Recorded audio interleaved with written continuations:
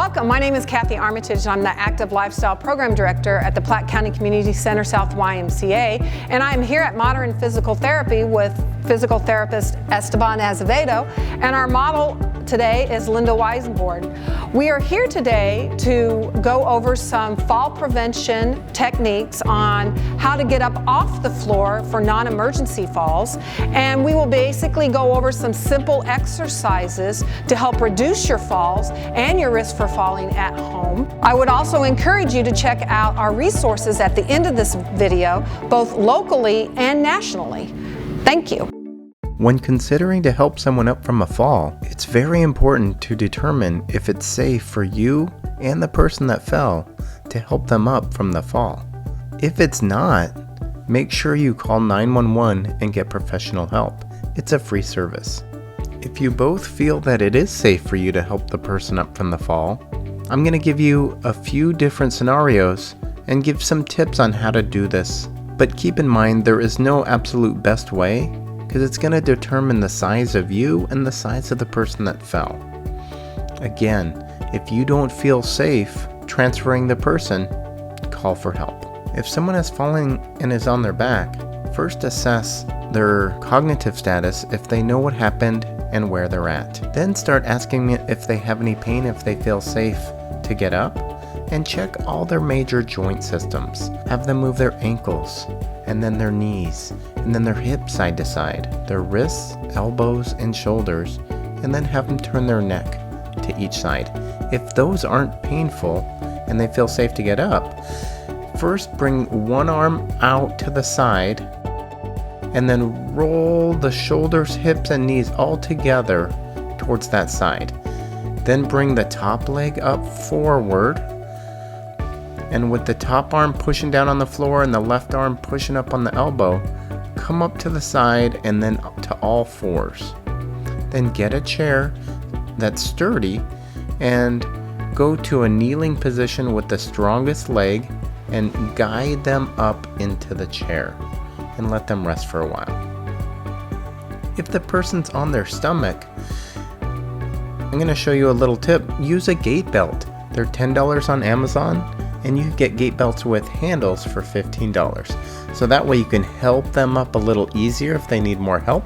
And you can go right into quadruped, bring that strongest leg forward with the chair and guide them into the chair. So you're not doing all the lift, because that will set up injury. Now here's another way. Have them roll to their side as we showed you. And then go onto the side and you go straight into sitting. Now, if you are not able to help them at all, but you can carry some books, you could try a book tower. Just bring some books over, and they could just shift their body weight over and put a book under each side to get them to a point where you can help lift them or get it high enough where they can just stand up. Bring your arms under their crossed arms and hook onto the forearms. Get into a kneeling position. They're going to push back into you while you stand up. It's one of my favorite ways to get someone off the floor if they're not too large. Or you could just get that book tower high enough so you can have the person stand up all on their own. Next, I'm going to discuss some of my favorite simple exercises to help prevent falls. First, it's going to be the sit to stand. Sit in a chair, and a beginning way to start out is just stand up and using your arms to help yourself up. I always like to think of exercises where you can either make them harder or easier. So if you want to make it harder, cross your arms and stand up without using your hands. If you want to make it even harder than that, grab a light dumbbell or any kind of weight, and that's going to make it a little more challenging. But if you'd like to make it more easy, and you're having trouble getting up from the chair, start with a cushion, put a pillow under your butt, and stand up from there so you're not having to go as deep. This really helps if you have knee arthritis and have trouble with the sit to stands. Next, a very simple exercise you can do throughout the day is a knee extension. Just sit in your chair, straighten your leg, and hold for 2 to 3 seconds. You can build up to 5 seconds. It's really easy to do. It lubricates the knee joint and feels good. Next, you could just work on some ankle dorsiflexion. That's pulling your toes up. So you can bring your toes up or your heels up. And so that works on both motions of the ankle, lubricating the joints and working on some ankle strength. A very important exercise is hip abduction. That's bringing your leg out to the side. That works your gluteus medius muscle and helps give your hip strength and balance. Okay, to work your calf muscles, you can just hold on to a counter or a chair and go up on your toes, hold for 2 to 3 seconds, and come down. I love marching for balance. Start at the counter or a chair, bring one knee up to about 90 degrees, and see how long you can hold it there, 2 to 3 to 5 seconds. A very easy exercise for active older adults is just to bend your knee back and lubricate your knee. It's a gentle hamstring strengthening exercise, but it really helps with people with knee arthritis. If you want to make that exercise a little more challenging, strap on an ankle weight, and then it becomes more of a hamstring strengthening exercise than the joint lubrication exercise. Next, you can work on ankle sways. I love this one if you have someone there to help you. It's not the best or safest to do on your own, so make sure you have a gait belt and then kind of move around like you're getting blown around in the wind, but make sure someone's there to help you. A very simple exercise you could do to work on your balance, again if someone's there with you, is tandem stance. Put one foot in front of the other one and see how long you could stand there. If possible, you can even go up on your toes from that position and make it more challenging. One of my favorite exercises are hip clocks. So you want to imagine you're standing on a clock and you want to step onto each number of the clock. So you go from 12, 1, 2, 3, 4, 5, and 6.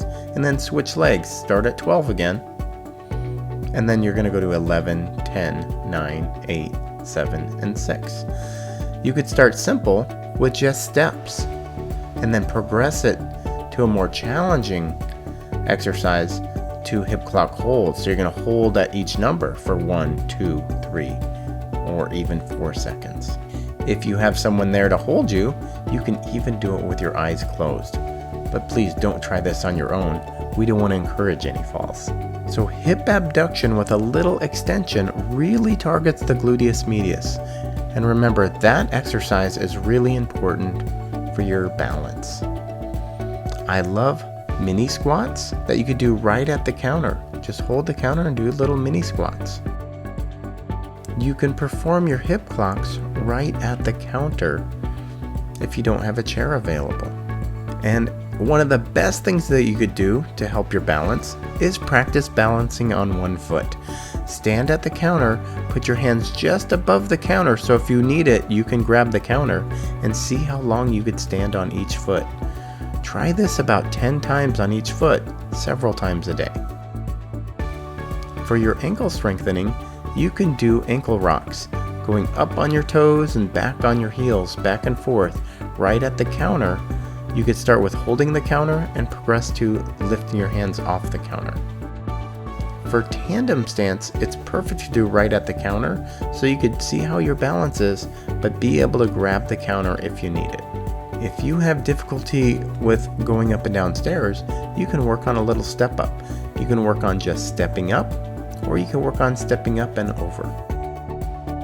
Each year at the YMCA, we perform a balance screening for any member that would like to be there. You're going to start with sitting in a chair, stand up, walk around a cone that's 10 feet away, come back and sit down again. We're also going to test your single leg stance with eyes open and eyes closed. And with the data from these tests, we can assess if you are a high, moderate, or low risk of falls.